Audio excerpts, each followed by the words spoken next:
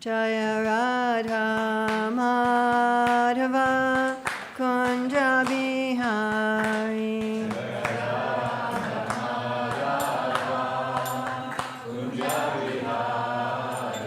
Jaya Radha Madhava Kunja Bihari.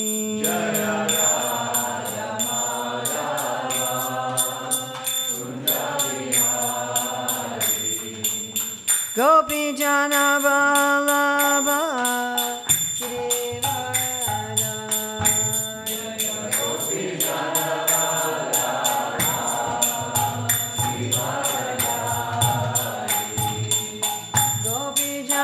Vallabha Giridharadari.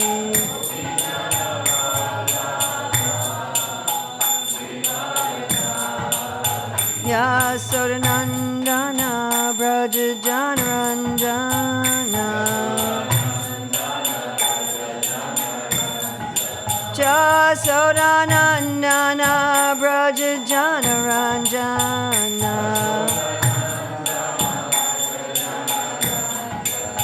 Yamuna Tiravanachari. Yamuna Tiravanachari. Jaya Radha Madhava Kunja Bihari.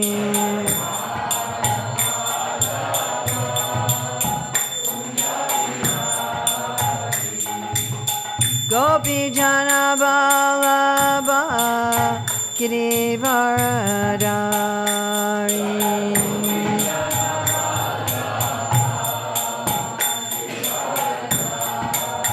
Yasodanandana Braja Janaranjana. Yamuna Tiravanachari.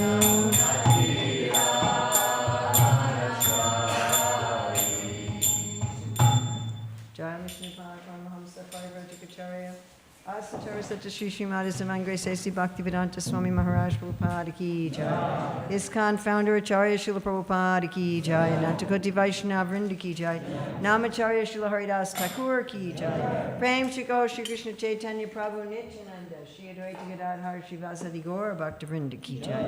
Shri Shri Radha Krishna Go Gopinath Shai Mukunda Radha Kundi Giri Govardhana Ki Jai. Vrindavan Dhama Ki Jai. Mathura Dhama Ki Jai. Navadvip Mayapur Dhama Ki Jai. Jagannath Puri Dhama Ki Jai. Gangamaya Jamuna Devi Ki Jai. Bhakti Devi Ki Jai. Tulsi Maharani Ki Jai. Samaveta Bhakta Vrinda Ki Jai. Gaur Premanande. All glories to the assembled devotees. All glories to the assembled devotees. All glories to the assembled devotees. All glories to Sri Guru and Gauranga. All glories to Srila Prabhupada. Nama Om Vishnupadaya. Krishna Prasthaya Bhutale Srimati Bhaktivedanta Swami Niti Namane. Namaste Saraswati Deve. Gauravani Pacharni Nivasesa Sanyavadi Paskatyate Satarni. Vandeham Shri Guru Shri Yuta Padakamalam Shri Gurun Vaishnavam Cha. Shri Rupam Sagrajatam Sahagana Raghunatham Vitam Stam Sajivam. Sadvaitam Sadvadutam Parijana Sahita Krishna Chaitanya Devam. Shri Radha Krishna Padam Sahagana Lalita Shri Vishakam Vitam Cha. Vanchakalpajubhisha. Kripasanaviyavachapatitanam Pavanevyo Vaishnavevi Namo Namaha. So we looked at the 6 ways of being rich, and we looked at the definition of the 4 fields. What careers do they encompass? And we looked a little bit at the Dharma of the fields in terms of people's prejudices about them. That gave us, thank you, that gave us a little bit more idea. Did looking at the prejudices give you some idea of the Dharma of the fields? So now we're really going to look at the temperament of the people who belong in the fields. Could you close that window? All right, thanks. And we're going to look at this temperament in 2 aspects in terms of both disposition and expertise. And I remember one of the readers of our book commented to us that they felt that this was one of the most important things that we looked at, because the Shastra only describes the dharmic expertise in each of the fields. But if we're trying to figure out what field we're in, we have to know the beginning inclination, which may not yet be dharmically expert. You remember yesterday we looked at the 3 things in any job, right? What were those 3 things? Information, skills, and Dharma. Information, skills, and Dharma. And what we're looking at here is the Dharma. Not does somebody have the information or the skills to do a job, but do they have the Dharma? Because we can all become expert in the information and skills of things that are not our Dharma. Otherwise, Krishna wouldn't say, don't do someone else's work even if you can do it expertly. So here we're still in identifying our prosperity type and career field, but we're looking at kind of a combination of principle 1 and 2, but advancing through life while nourishing our nature. So how to figure out what is your nature and how to nourish it. And again, of course, we're referencing this famous verse in the Bhagavad Gita, Chaturvarnamaya Shristam Gunakarma Bhivagashaha Tasya Kartam Apimam Vidyakartam Aviyam. And again, I'm going to ask you that if you know the Sanskrit words for these 4 fields, please forget that you know them. Take those Sanskrit words, put them in a box, and close it up temporarily for a week or 2. And then we're also going to look at this very important verse, that everyone acts according to their nature, and it cannot be repressed. One cannot change one's nature. I mean, unless you're Vishvamrita and you want to take 60,000 years to do it. But generally, one cannot change one's nature in this life. We referenced yesterday the Gaudiya Math logo, and this is, you can see the whole logo here with the prosperity types in the middle. This was designed by Srila Bhaktisiddhanta Saraswati Thakur, and our Srila Prabhupada put it on the gates of our ISKCON temple in Mayapur.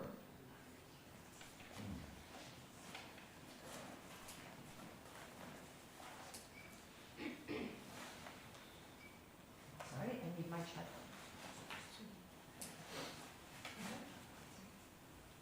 Okay. So, as I said, we're going to look here at beginning inclination, not just dharmic expertise. So, the Shastra describes what's the dharmic expertise of each field. And that's helpful, but if you're not yet an expert, you're not going to be able to assess yourself by that. Right? Does that make sense? If I say, okay, here's what the dharmically expert people do in each field. Now, which field do you belong in? You'll go, I don't know, none of them. So even, an expert like Usain Bolt, he has to start out like this. And you'll see the slides that deal with beginning inclination all have this little picture in the corner of the baby learning how to walk. Now, this is important because our initial inclination might not always resemble the dharmic expertise, and we'll talk about that in a bit. So these are the kind of things you can think about as we go through the fields.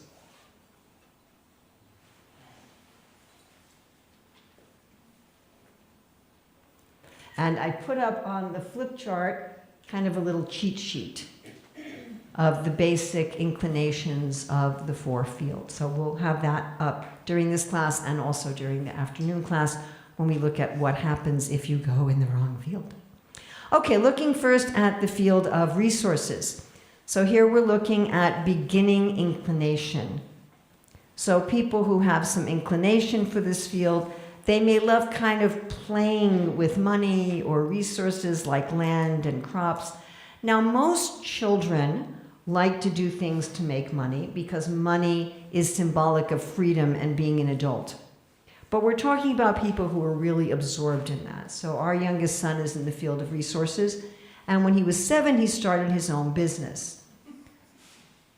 So we were running a Gurukul at that time, and he would buy business supplies and school supplies, pencils and paper and rulers and erasers and things like that. I mean, my husband would place the order, and then our son would sell them, and then he would keep the profit. And by the time he was 9, he started a prasadam business.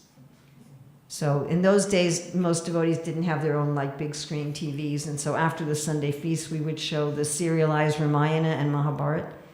And first he would just make orange juice and freeze them into popsicles and sell them, and after a while he kind of graduated to pizza and cheesecake and things like that. Right. So there was that beginning inclination, and it was all encompassing. Again, I mean, a lot of little kids will sell lemonade or something, but for him it was a constant meditation. So this ways they're always thinking of ways to make money or to work with resources, or there's some expansiveness in their mentality. There's some expansiveness. These people tend to be ambitious. They want to increase their own wealth. They're rarely satisfied with success, a lot of drive, a lot of achievement drive, and they tend to be very goal-oriented people. All right, now we're going to look at dharmic expertise. So these people tend to be systems thinkers, but their systems thinking is generally confined to their own area of resources they're dealing with. So if they're growing corn or they're transporting corn, so they're really going to know about the systems involved with corn. You know, what are the different types and what's the interest in the market and how is it being distributed, and they're looking at the system. They have kind of a sense where they can feel and understand the whole system. You know, what's my competition doing and so forth.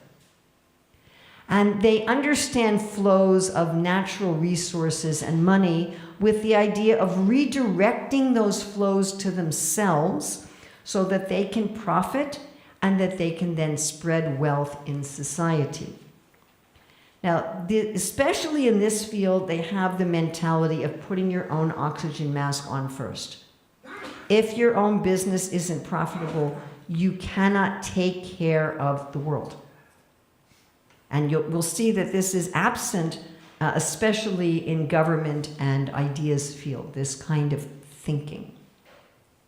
They understand it's my deep responsibility to make sure I take care of myself and my own business and keep that profitable.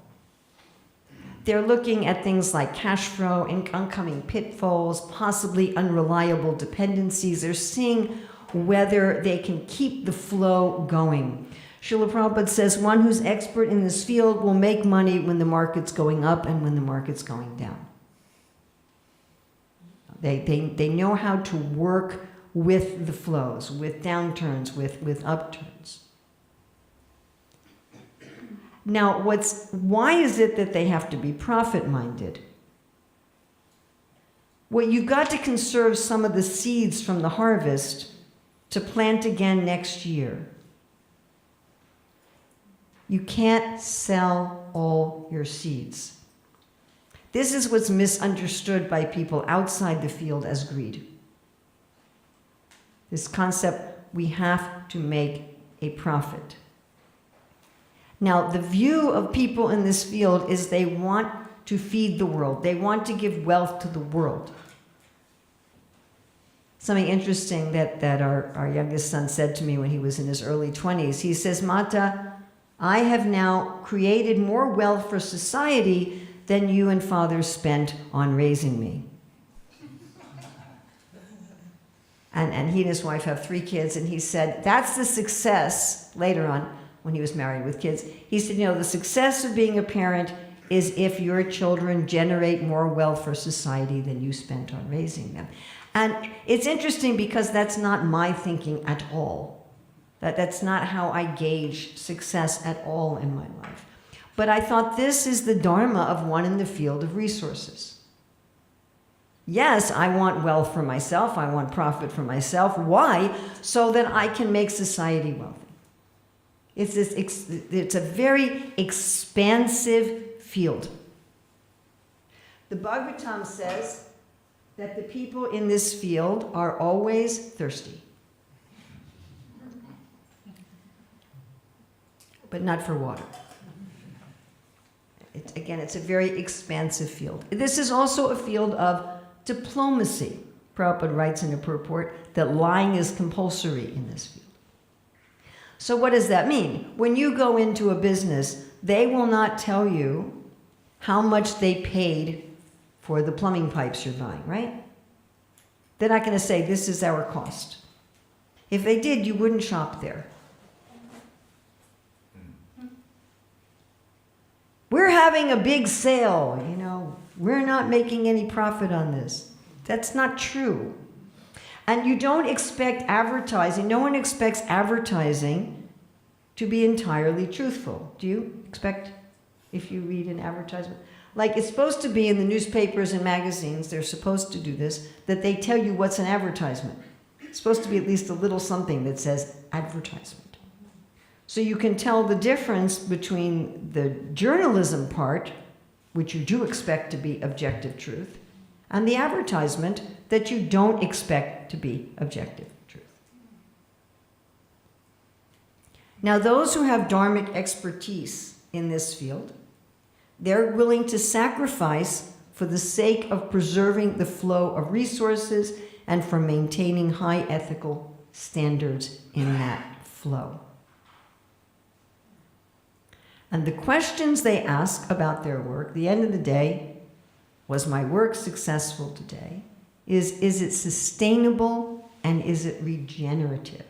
Now again, this doesn't apply just to an ecological point of view, but this is part of the whole profit thinking. I have to put enough back into my business to keep it sustainable. Now you remember, this field are the main employers of society, the main tax base, the main givers of quantity of charity, the main patrons of the arts, and therefore if what they do is not sustainable and regenerative, society will collapse. So this is their dharmic thinking. Is it sustainable? Is it regenerative? Any questions about the temperament in the field of resources? We mentioned yesterday that this is an unsentimental field. Is it true that there would be generally more risk takers than the other types? Because they... Your biggest risk takers are in government. But you see, we have the concrete and abstract, which we talked about yesterday. The more concrete you are and the more you're dealing with practical things, the less risk you want to take. But your highest risk takers really are in government, as far as their personal safety.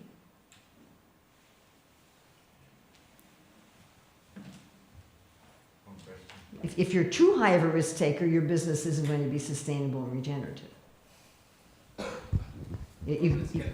You have to calculate this balance between, okay, I've got to keep it sustainable and regenerative, but I have to take some risk in order to expand. Yes? So you're mentioning that persons in this field of work, they first of all want to create enough profit for themselves, but the ultimate purpose is to give wealth to the world. Society. So what if a person is extremely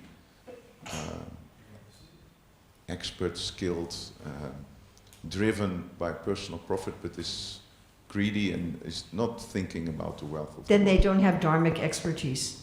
So they may have an inclination for the field, but they haven't been trained in the dharmic expertise of the field. So, Srila Prabhupada wanted us to teach Varnashram.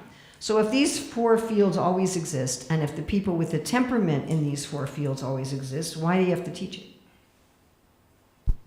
Just like you have to teach information and skills, you also have to teach Dharma.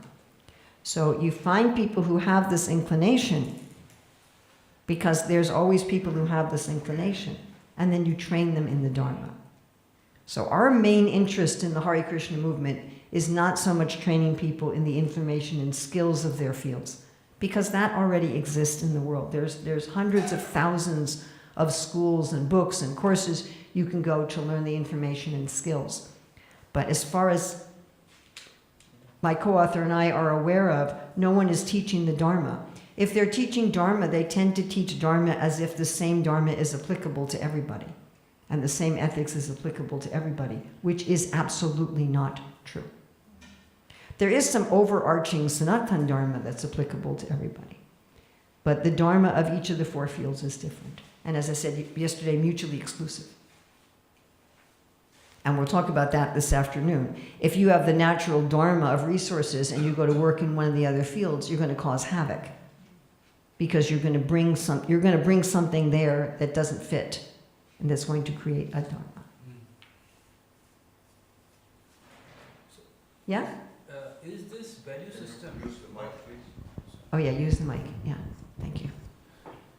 Is this value system or the dharma part is also come as a natural to the person who is in inclination? Of course, training is there, but it is something which is... It is, but it has to be brought out and honed. I mean, just like if you think about skills. So like one of my great-grandsons obviously has innate artistic skills. I mean, he's 6 and he's drawing better than most 25-year-olds. So he has some natural ability, but my granddaughter, his mother, who's also an artist, is actually training him in the skills.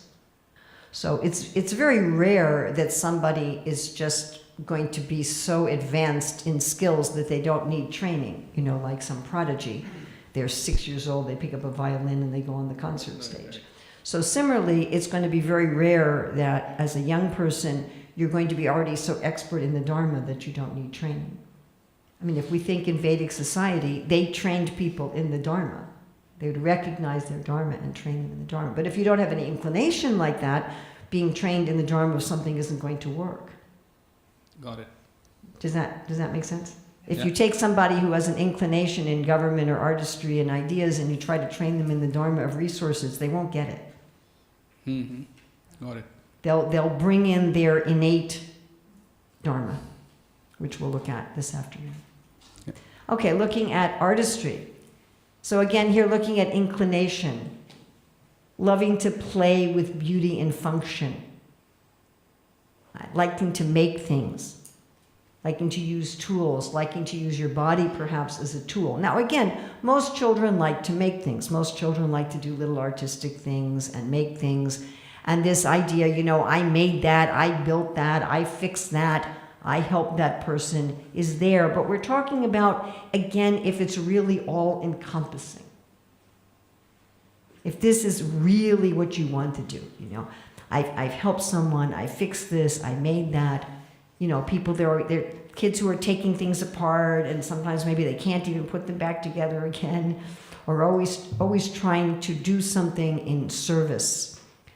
Now, the Bhagavatam says that the people in this field are very honest. So those with dharmic expertise in this field are honest. So what kind of honesty is that? So if you hire a plumber, the plumber will tell you how much they paid for the pipe. Unlike the business. You go in the business, they're listing your costs, not their costs. But if you hire a plumber, just like I just hired one devotee in North Carolina where I live to build a new stage at the temple. So he gave me 2 prices on the invoice, materials and labor. And many times they'll even give you receipts for the materials. Here's the receipts for the wood, here's the receipts for the pipe, here's the, right? So you can see exactly what they paid for it. And they're honest in terms of, okay, this is what pipe you need, and this is how it has to fit together, and this is what this will look like. I know I was taking my granddaughter to get her bicycle fixed, and as we were waiting at the shop, one other customer came out and says, "These are really honest bicycle repair people." Okay, but that's a particular type of honesty. The Bhagavatam also gives the example of an arrow maker who was so absorbed in making his arrow that he didn't notice the king's retinue walk by, which we would assume would make a lot of noise and be very colorful. So everyone, if they're doing their work, will have some sense of absorption in their work, but this is especially true in the field of artistry, which is one of the reasons why a lot of times our hobbies resemble the field of artistry. Now, one thing when you're looking at is my inclination in artistry is to think about hobbies versus livelihood. So one devotee who asked me for a consultation, he's like, well, I'm not sure, am I in artistry or government or ideas? And I said, well, why do you think you're in artistry? He says, well, I love to repair furniture. And I said, do you want to do that just for your family? Or would you like to do it full-time for other people? And he's like, oh, it's just a hobby. Right? Or I had one teenage devotee who said, well, you know, I love to play tennis. I can get totally absorbed in playing tennis. I could play tennis for 6 or 8 hours a day. And I said, would you like to do that for other people's pleasure? Or you're just doing it for your own pleasure? And he's like, oh, it's a hobby. So we tend to like hobbies that resemble artistry because it's so easy to get into this, what psychologists call flow, where you're fully absorbed in what you're doing. And this is a real love of one's craft, a love of having some expertise in the craft. I've made something beautiful, I've served somebody expertly, but the mood here is that of serving others. Now, each of the 4 fields has something that's very favorable to bhakti. Like in resources, what's very favorable is you're dealing with Mother Bhumi, you're dealing with Lakshmi Devi, you're dealing with the consort of the Lord. You're basically directly serving Srimati Radharani when you're in the field of resources. In the field of artistry, what's the closest to bhakti is a mood of service that's really absent in the other 3 fields. And this struck me one time. I was in St. Petersburg, and we were staying at the home of a devotee, and all over the walls there were 10 or 15 original oil paintings from this one artist, Yugala Priya. And I had electronic copies of her art. My daughter has a lot of prints of her art, but the originals were so amazing. This is an artist who uses a lot of texture in her work. You've all seen oil paintings that use a lot of texture. Like the pearls that Krishna was wearing were little globs of white paint that wouldn't show up in a print or electronic file. And she also mixes a lot of sparkles with the paint, which are barely visible in prints or electronic files. And these paintings were astounding. And then I thought, this artist creates work that she'll never see again. They hang in someone else's house. That's the mood of the field of artistry. I'm cooking food that someone else will eat. I'm making a painting that hangs in someone else's house. I'm doing plumbing that's going to be in someone else's house. I'm doing something for the pleasure of someone else. And that also differentiates from a hobby. Maybe you give some copies to your family that you're going to see whenever you visit them. But the field of artistry is this deep, deep mood of service, of wanting to please the customer or the client. By the way, those of you who are not in the field of artistry, if you deal with people in the field of artistry, it's important to remember this fact.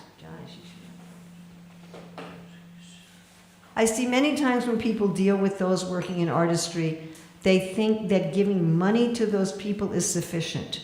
Not true.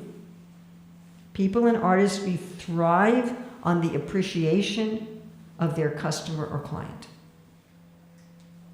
The things that nourish them is that the customer or client is pleased and that they have a high level of expertise in the craft of their quality or service. So it's very important to say, oh, thank you for doing such a nice job cleaning the house today. I especially liked what you did with the chairs in the living room. The wood is just glowing. Since I've understood this, I go out of my way when I see people working in artistry. Like, let's say I'm going through an airport and somebody's sweeping the floor. I'll go up to them and say, thank you for making the world more beautiful. Someone's fixing the escalators. Thank you for making the world work. And people just light up like a million suns. It's just really what they're hungry for, pleasing the customer or client and having expertise in the craft and the service. And those who have dharmic expertise in this field, they're willing to sacrifice by resisting pressure for increased profit or expediency that would interfere with the integrity or the quality of their work. So I once saw a sign in a restaurant that said, "We serve slow food. If you want fast food, go down the street." So this is the dharmic expertise of this field. You're not going to rush me. You're not going to make me lower the quality by paying me more or rushing me. I'm interested in quality. Now these people, this is a naturally satisfied field. The field of resources, the people are always thirsty. They're never satisfied. The people in artistry are naturally very satisfied. Now, what are they satisfied with? They're satisfied with basic comforts of life. Prabhupada often talks about this. If they have a comfortable home, nice clothes to wear, good food to eat, they have a loving partner in their life, and they get to have pride in their work, they're happy. These are not ambitious people. They wouldn't mind being rich, but they're not interested in working really hard for money. If they have basic comforts in life and everything they need, they're happy and satisfied. The basic questions they ask about their work are, is it supportive and is it beautiful? Yes? A question I'm having, that means that they are naturally in a high consciousness, because they see better reality, so they are not bothered with more accumulation. Is it? Well, you were saying, are they naturally in a higher consciousness? We'll discuss tomorrow about the 9 principles of career dharma, and one of them is working above the shades of ego. So it's possible to be satisfied either in tamas or in sattva. So satisfaction can be due to laziness, or it can be to being sattvic, or it can be due to bhakti. Does that make sense? So just because somebody is satisfied doesn't mean they're transcendent. They could be transcendent, they could be in sattva, or they could be in tamas. Now, everyone is supposed to come above the gunas. Everyone is, when Krishna tells Arjuna what his work is, he also says, right in the 2nd chapter, Nishtraigunya Bhavarjuna. Everybody is meant to rise above the modes of nature, no matter what field you're in. And if you rise above the modes of nature, by the way, you still stay in the same field. Krishna doesn't say to Arjuna, rise above the modes of nature, and that puts you in a different field of work. Which is a strong misconception a lot of devotees have. Well, if I become transcendental, it'll put me in a particular field. That's not a fact. Everybody is supposed to transcend the modes of nature.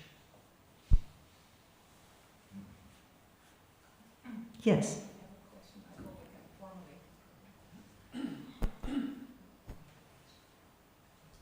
So regarding, because you were mentioning now the hobbies and something that it's somebody's dharma, which I think can be very confusing for most people.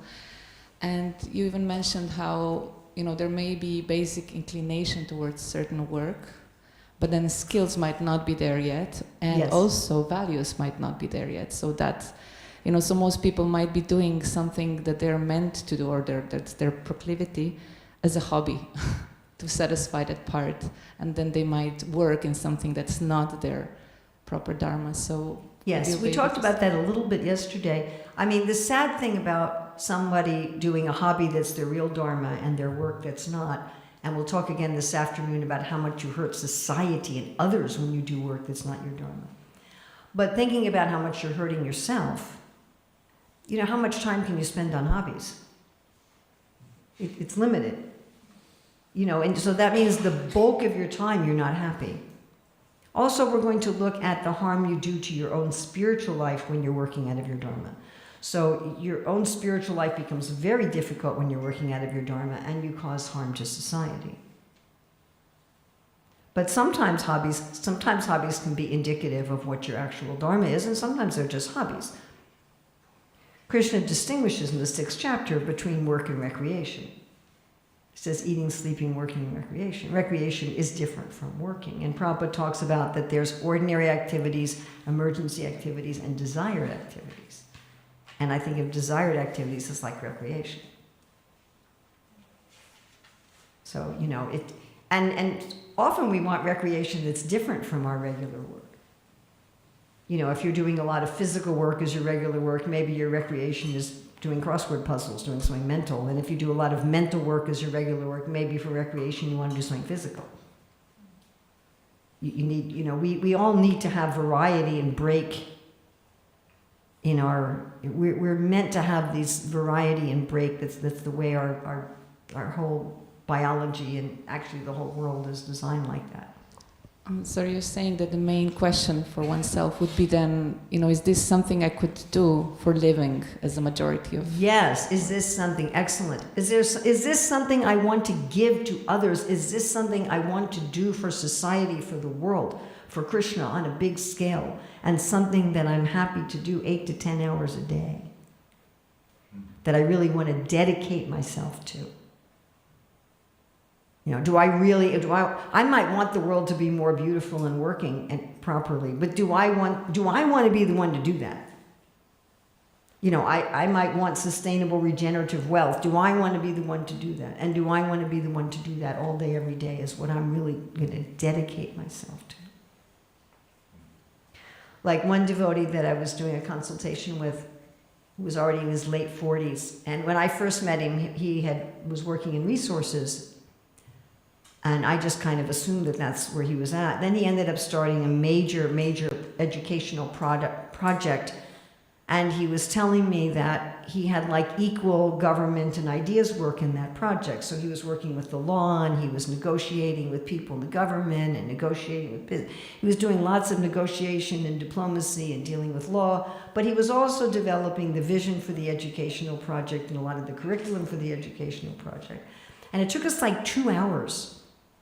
You know, I was asking, what are you willing to do? Well, I'm willing to do both. And then finally I said, what are you willing to outsource? I said, suppose that you were doing all the negotiation and the legal stuff and making sure that, you know, all the buildings were right, and you were outsourcing. Someone else was doing the visioning and the curriculum planning. Would you be happy? And he said, absolutely not. I said, suppose you were doing the visioning and the curriculum planning and you were outsourcing, someone else was doing the negotiation and the legal stuff and all the care, would you be happy? He said, absolutely. I'm like, okay, there you have it. It took us 2 hours to get, now I know to ask that question early, but you know, it took 2 hours to get there. So, you know, what are you willing to do that you want to do? That's an expression of you. And that you want to do for the world, you want to do as your service for the world. Not just, you know, to wind down at the end of the day. Or as a break. Okay, any other questions about artistry temperament? Yes, Prabhu. If I can. Yes, you can. Well, thank you. Well, just one thing coming on my mind is that I know a number of Vaishnavas devotees who did their astrological reading, and it was very clear. Oh, you want to ask about astrology? Yeah, just as a kind of, they got an insight what's going to be their field of activity, and whatever they're going to do is going to come back to them. So, in one sense, I believe in astrology, and I don't believe in very many astrologers. So, you know, we read about in Chaitanya Charitamrita how Sanatana Goswami, when he's running away, he stops at a hotel. And the innkeeper has an assistant who, by looking at Sanatana Goswami's palm, can figure out that Sanatana Goswami has 8 pieces of gold. And I don't think he said to Sanatana Goswami, can I read your palm? I don't know if any of you have ever had your palm read, but if someone reads your palm, they take your hand, they kind of bend it, and they really look at it. But he must have seen Sanatana Goswami's palm just in passing, and he could tell exactly how much money he had.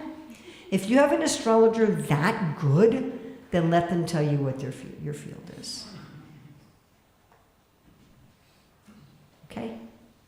Astrologers are not artistry? Astrologers are in ideas, because they're giving wisdom and guidance. But, you know, take guide, you know, you can use astrology as one thing in your bag, but please, please, please, please, please, do not base your whole life on what an astrologer tells you. Please, please, please, please, please, please, please, please, please, please, please.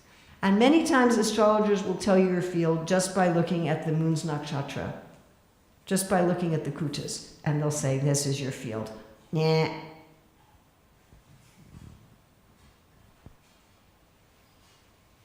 You know, there's like, what, 10 divisional charts? I mean, you really have to look at how things go together, and it's very complex, and most astrologers are just not that good today. They're just not. So please, please, please, please, please. One of the things that I've personally really come to understand from doing this is that you really have to help people be introspective. Like most people, just by reading the book or just by going to these classes, get themselves, oh, I know what I am. And when I do consultations, my goal is to be a catalyst to help people understand themselves, to get themselves to go, oh, yeah, that's who I am. And we've concluded that it can't be something, I don't think ever, that's going to be like a paper and pencil computer scored test. It's kind of not what we're looking for here. And the same, now we're looking at a different but similar related thing when you look at personality styles, which is something that I've spent a lot of time on as a teacher, trying to understand the personality styles of my students is what's the best way that they can learn. Those assessments can also give you very useful information. Now, of course, those are not shastric. Astrology has basis in Shastra, whereas these personality tests do not. So there's some speculative aspect involved in them. But they can certainly give you very useful information in terms of some specificity of career within a field. But I have never seen one that can actually tell you what field you're in. They might be able to tell you something about your prosperity type, which talks about specificity of career within a field. But when it comes to your general Dharma, I haven't seen any that can do that. So one has to be very careful. Also, you know, you may be dealing with the prejudices of an astrologer. Because just like I know many devotees that think if you're a leader, then you're in the field of government. You know, or if you're smart, then you're in the field of ideas. So somebody might look at your chart and see, oh, you're smart, okay, you're in ideas. Or, oh, you're a leader, okay, you're in government. And they're just wrong. Or, oh, you're very satisfied, oh, then you're in artistry. But you might be very satisfied in ideas. Or, oh, you're expansive, then you're in resources. But you might be expansive in government. So, you know, their own particular prejudices may be coloring how they read what's there. Yeah, if I don't go on, I won't finish. So I don't want to go too much over time. So looking at ideas, and we have less time in the morning class than the evening class. So okay, the propensity for ideas. So this is people who like to play, usually with language or mathematics, looking for truth. These people tend to be insatiably curious. They're always wanting to know what's true and what's real. They may be good at breaking down ideas or projects into smaller parts. They can often see patterns in ideas, relationships, and systems. They often like to research and study, or some of the people with inclination for this field may be into introspection. They may like to do a lot of introspection and a lot of meditation and a lot of worship. Okay, looking at the dharmic expertise in this field. So of course we know the Bhagavad Gita lists these qualities as peacefulness, self-control, austerity, purity, tolerance, honesty, knowledge, and wisdom. And the Bhagavatam also adds straightforwardness. So this straightforwardness in the field of ideas is also honesty, but it's a very different kind of honesty than the honesty of artistry. This is, I'm going to tell you the truth whether you like it or not. You have cancer, you have to stop smoking. You know, you're just going to be told the truth. Now, in artistry, they're not going to do that. In artistry, if the client says, you know, I really want my walls painted purple with a green trim, they're not going to say, well, that's pretty hideous, sir. You know, because in artistry, you want to please the customer or client. So you have a different kind of artistry, of honesty. Whereas in ideas, you're not really interested in pleasing your customer or client at all. You're interested in their long-term welfare, but you're not interested in pleasing them externally. You're interested in telling them the truth. Which is the truth in artistry? How much did I pay for the pipe? Is it the right pipe? How long is this pipe going to last you? You know, if you get this pipe for this amount of money, it'll last you for 5 years. This pipe for this amount of money, it'll last you for 10 years. This is how much I paid for the pipe. This is how much I'm charging for the labor. This is what's actually wrong with your car. This is the real problem with your car. This is how much it will cost to fix it. This is how long it will last. That kind of honesty. Clear? Yes? Okay. So dedicating to helping others mentally and emotionally by understanding the flow of life and how things work, or dedicated to understanding themselves, or dedicated to attaining higher states of clarity and awareness. May be interested in helping others physically through medicine or teaching physical skills. Like to collect knowledge, understand it, use it, share it. Sometimes these people can live in their heads without much concern for their body or what's going on around them. Some people in this field look at a very minutia of knowledge. You know, like what's the eating habit of this particular crab in this particular river?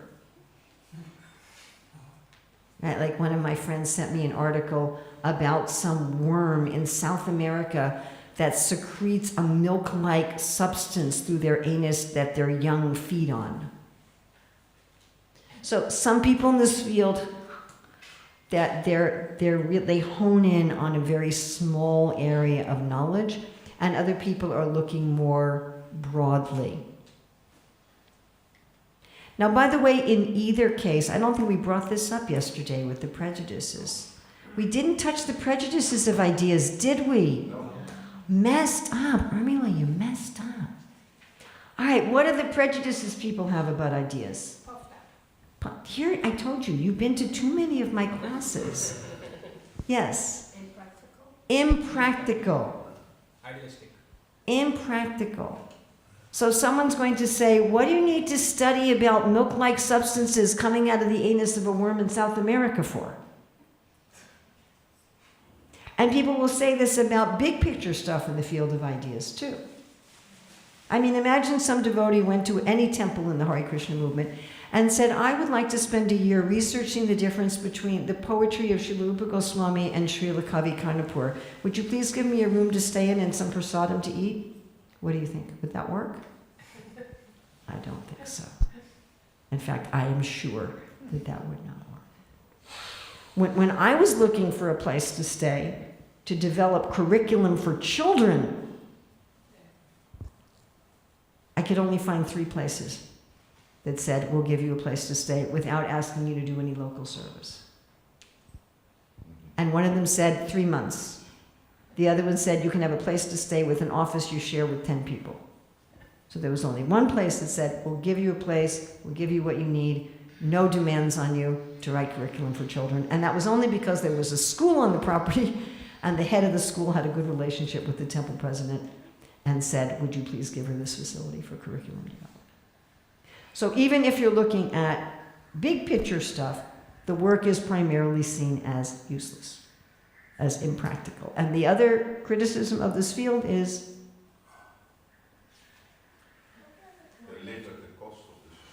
Well, that's another way of saying impractical, parasites, yes. Asocial, yeah. Yeah, because of the unsentimental nature of this field and living in their heads. And the other one, and you be quiet. Not ambitious. Huh? Not ambitious. Not ambitious. Well, both artistry and ideas are often criticized as being not ambitious because they're satisfied fields. Unrelatable, that's the unsentimental aspect, yes. What could be the root of ambition? The root of ambition is the expansiveness that needs to be there in resources and government. Pride. People in this field are often accused of being proud because they're very separate from society. They're looking at things that from an objective point of view. These people tend to be systems thinkers. Now, in government, you have systems thinkers, but they want to control the flow in order to take care of people. And in resources, you have system thinkers, but they want to control the flow in order to control the flow of their resources. People in ideas don't want to control. They want to understand. They want to guide. So they're looking at the system in order to understand and guide. And here's that detachment piece. You know, why are you unsocial? Why are you not so emotionally connected? Often people in this field feel as if they're kind of like a sports commentator. They're watching the game, but they're not playing it. And they have to have this mentality in order to give objective truth. They have to have this detachment from society and social aspects in order to be able to give objective truth. Now, people in this field might want to grow a garden for themselves, but they don't want to feed the world. Like those in artistry, these are satisfied people. But their satisfaction is different. Often people in ideas don't care so much if they have a comfortable home and good food and nice clothes and loving family. They're satisfied more with mental and intellectual stimulation. But you have this basic sense of being satisfied, not being ambitious, and honesty. Now, the people who have dharmic expertise and ideas are willing to sacrifice anything for the sake of objective truth. You can think about journalists who get jailed for not revealing their sources, or journalists who go into a war zone in order to actually report on what's going on and speak truth to power. Now, the questions they ask about their work are, is it true and is it wise? Any question about the temperament of ideas?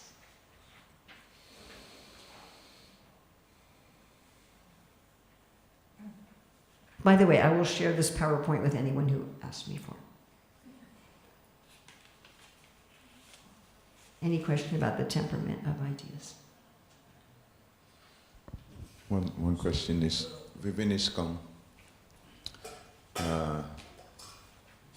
persons in ideas, they come up with a lot of ideas, they're brahminical, but what is their, within the context of ISKCON, their livelihood? Because as you say, we are not yet so much trained to, for example, when I was a younger devotee and I became a grihastha, I was thinking I will support myself by going to the Namahattas and preach. And so I was invited to Groningen, which is 600 kilometers from here, and then they gave me 25 guilders.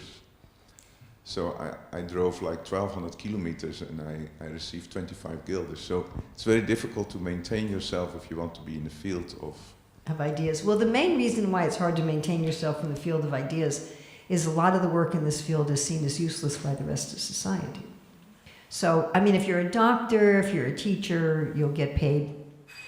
But it's definitely difficult, and this is why in a proper society, people are trained to respect this field, because they're not going to respect it automatically.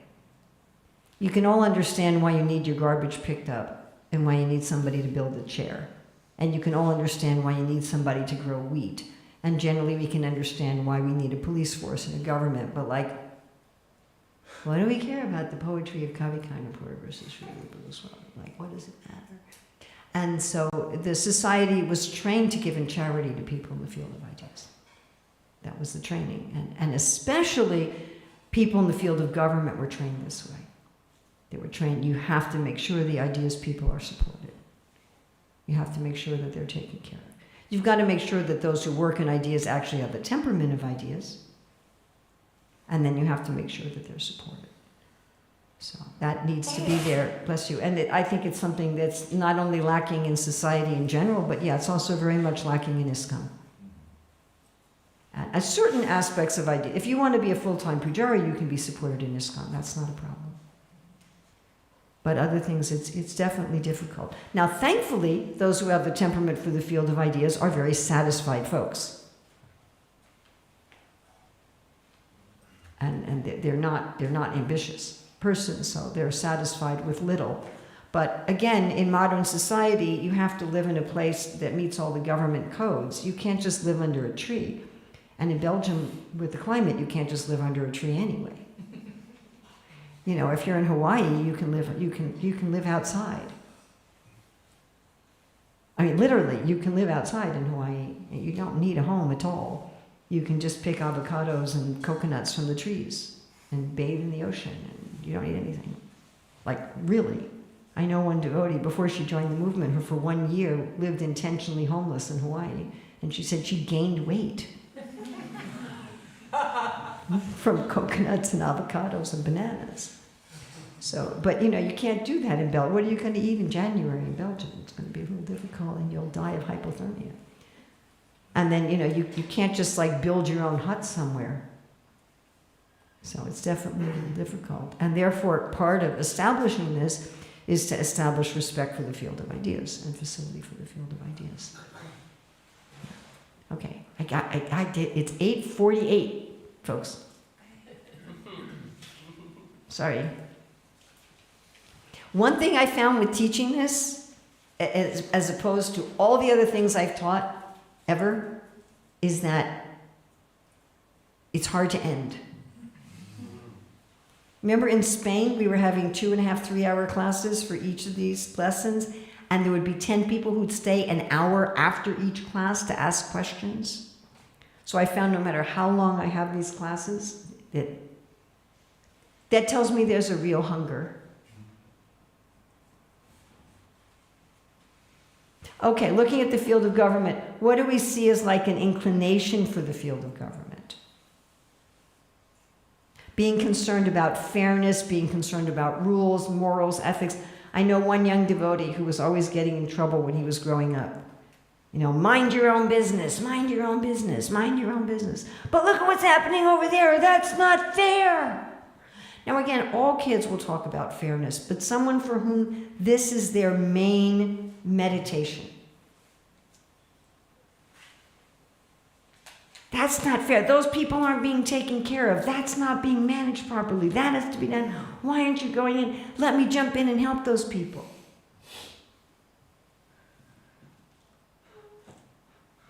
Tend to be very goal-oriented, decisive, determined, systems thinkers. These people often have a very thick skin. They're not much affected by criticism.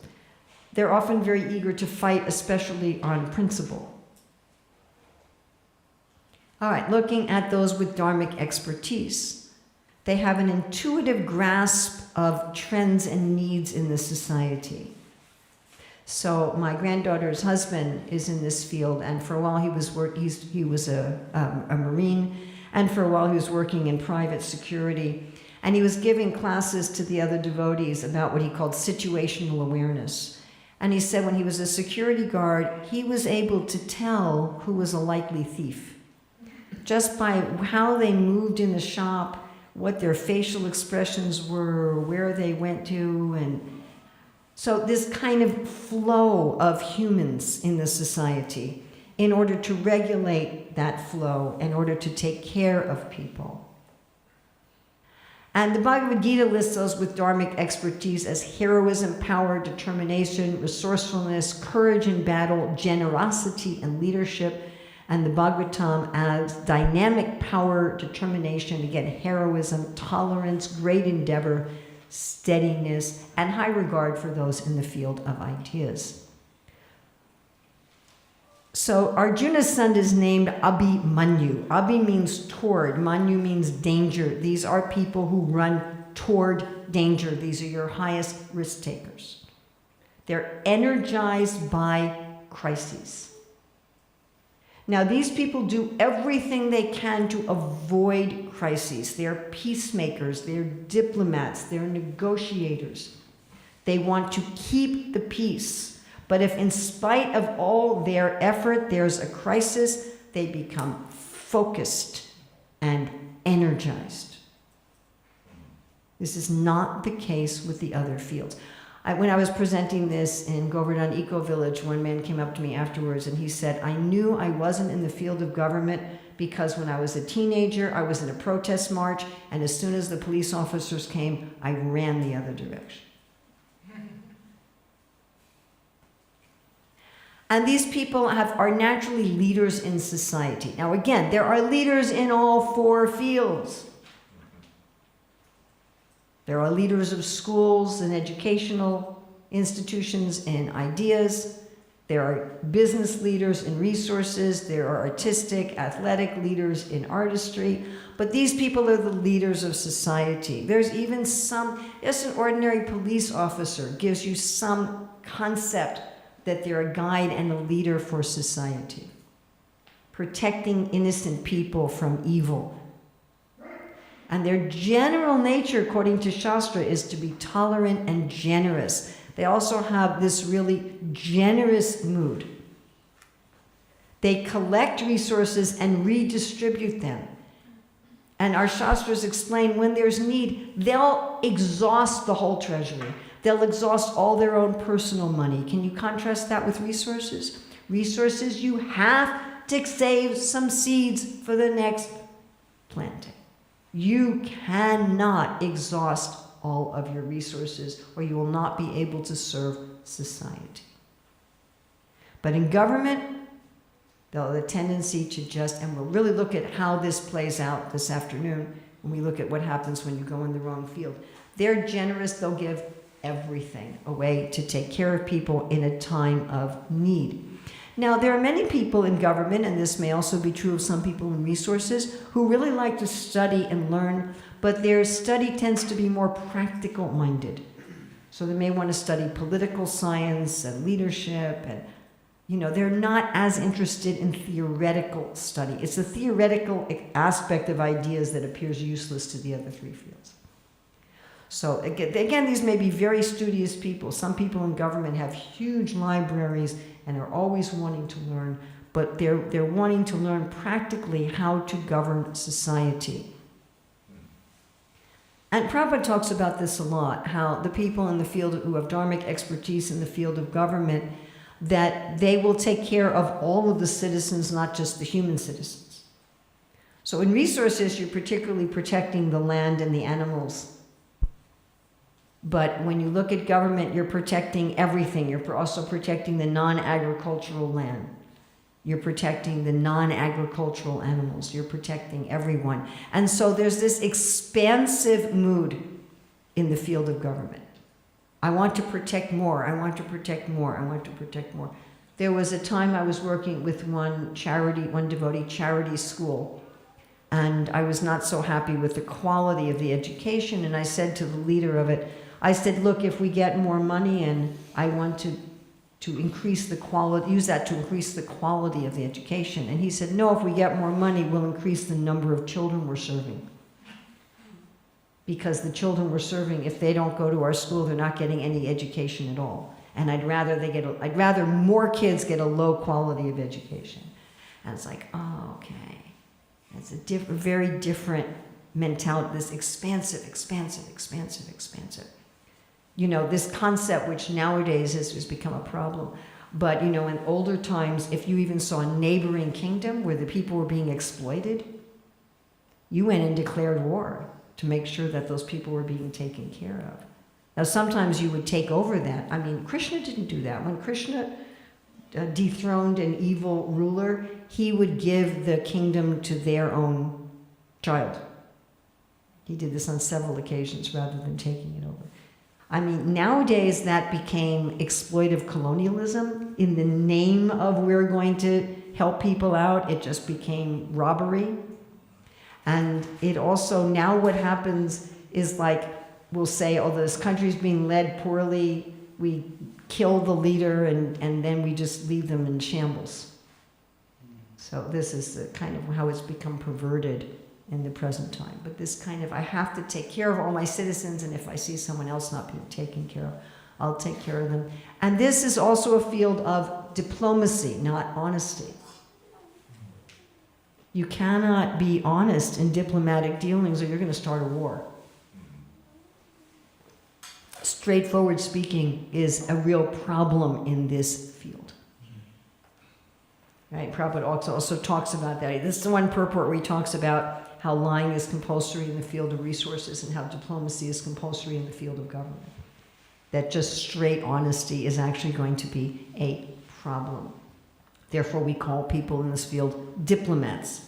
And then we have some of the careers in this field where lying is your whole life, like undercover police officers or intelligence agents, where everything you're doing is a lie in order to serve the benefit of the people. Now, the people who have dharmic expertise in this field are willing to sacrifice literally their right arm or their eyes or their very life in order to protect others. For the sake of justice, for the sake of being an honorable, righteous person, and the public interest. And the fundamental questions they ask about their work are, is it just, like is justice, and is it honorable? Okay, I have some very important things I also want to go over, but are there any questions about government? Just one question in general, that what if someone... Mike, otherwise I'll get a message later from a friend. I couldn't hear the questions. Right. Just general question about that. What if someone sees himself or herself in overlapping in more of more of these? So if fields? that's the case, there may be several reasons for that. One reason is you may have developed skills in areas outside your dharma that you've come to identify with that I'm good at that. Another reason may be just that you're confused. A lot of people nowadays are confused. It's a very common thing.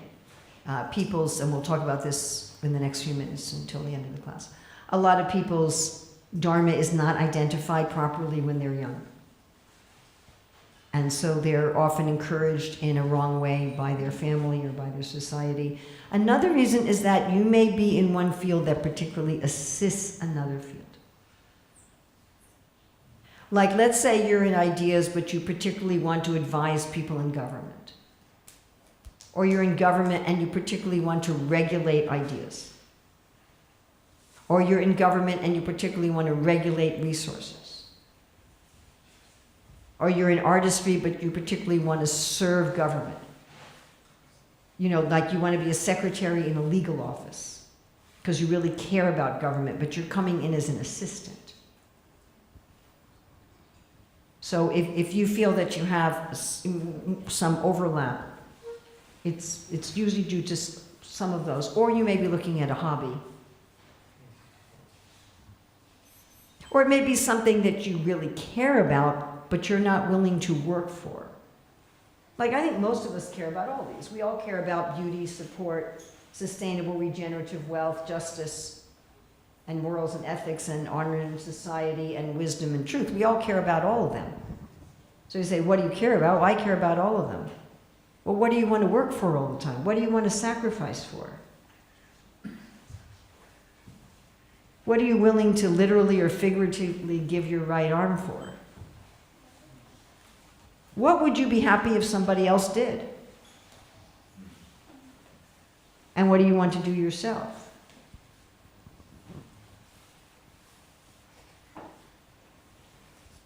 You know, there's a lot of things that I might jump in and do temporarily in an emergency, but I really wish I didn't have to. And it's just like, why isn't someone else taking care of this? But I never feel that way about my own work. With my own work, I don't feel, why isn't somebody else putting together this PowerPoint? And I wouldn't want to outsource that.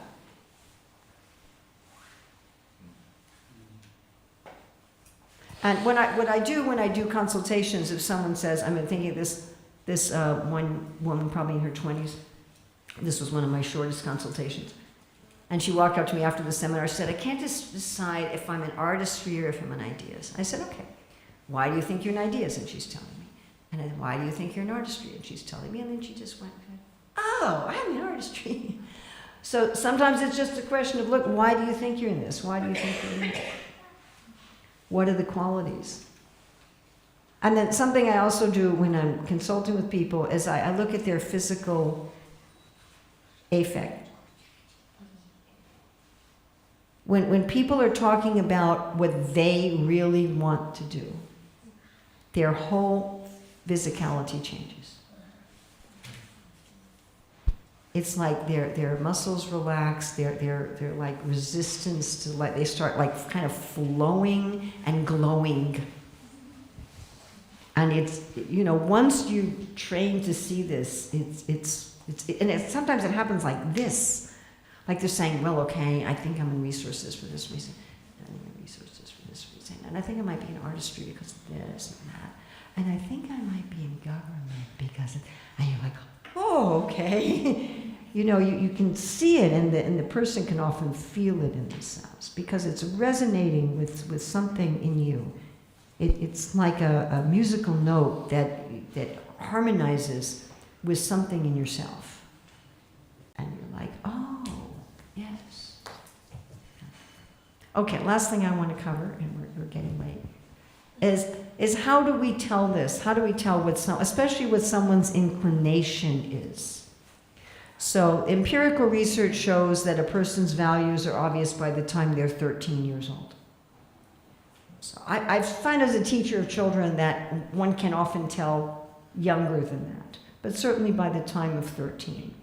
Now, if you're in a situation where your parents, your teachers, other people in your life have encouraged you in your nature, then it's something that you're going to be doing happily. But because our nature cannot be repressed, what sometimes happens, if you're in a situation where people don't recognize it and don't encourage it, is your nature may come out in some way that's disturbing.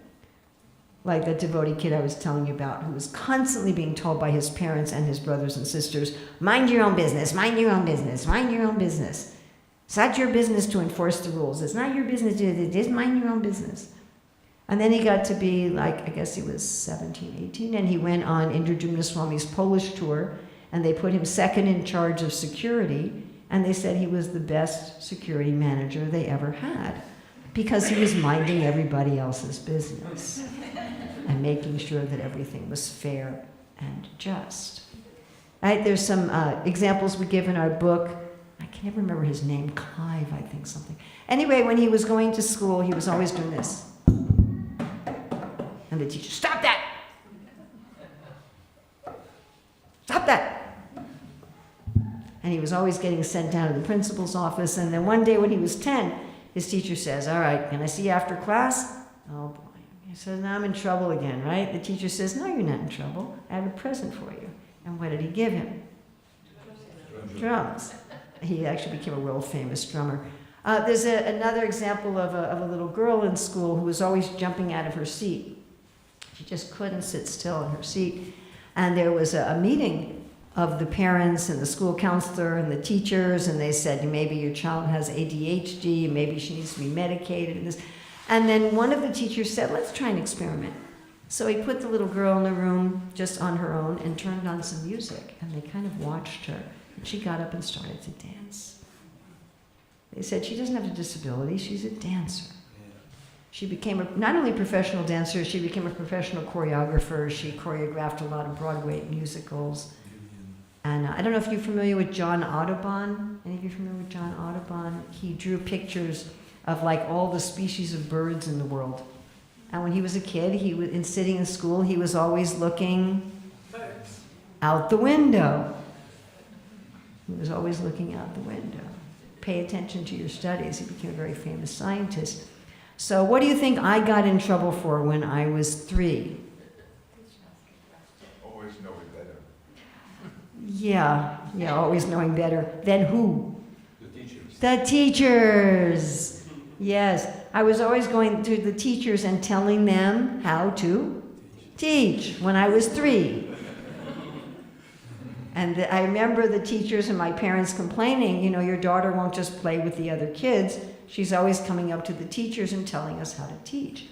And so, I mean, I was very lucky. When I was growing up, I was very much encouraged in study, research, writing, and public speaking. So those areas, I was given a lot of encouragement. I joined the debate and public speaking club and things like that, but not in teaching. So my parents and my teachers would say to me, especially my mother and the teachers, "Stop teaching." So I thought being a teacher was a problem. If you had asked me at 13 or even at 20, what are you good at? I would never have said teaching. I thought that was a fault in me that I had to get rid of. Does this, everybody, you understand? It wasn't until I was 24 years old when I met my god sister, Jyotirmayi, and she trained me first in the Dharma of teaching, actually, and then in the skills of teaching. And after a couple weeks, I'm like, oh my God, I'm a teacher. And talking about astrology, it's all over my hands and my chart, by the way, that I'm a teacher. But I mean, I hated it in myself. So sometimes this also unfortunately happens in childhood, especially if your parents are in a different field, or if somehow they're just not able to recognize something in you. So this definitely, our nature will manifest. It will definitely manifest. It cannot be repressed. It will definitely manifest. And it will manifest at least by the time we're 13. What would be ideal in society, and we'll talk about this a little bit more on Monday, is if the parents and the teachers know what they're looking for and recognize it and nourish it. And ideally, when we're teenagers, is when we should be trained not only in the information and skills of our work, but also in the Dharma of our work. All right, it is after 9. I absolutely have to end. People want to eat. And I want to be invited back to Radhadesh, so I don't want to go too late. This afternoon we have an hour and a half, so we have a little bit more time. And this afternoon we'll be looking at what happens when you go in the wrong field. And that should make even clearer what is the temperament of the different field, because we're going to be looking at the temperaments in contrast to the other temperaments. And we're going to look at every possible wrong crossing of fields. So we do have the book in BLS, and I've been told that we'll have copies here this afternoon to buy if you want to get them there. Thank you very much. Srila Prabhupada Ki Jai.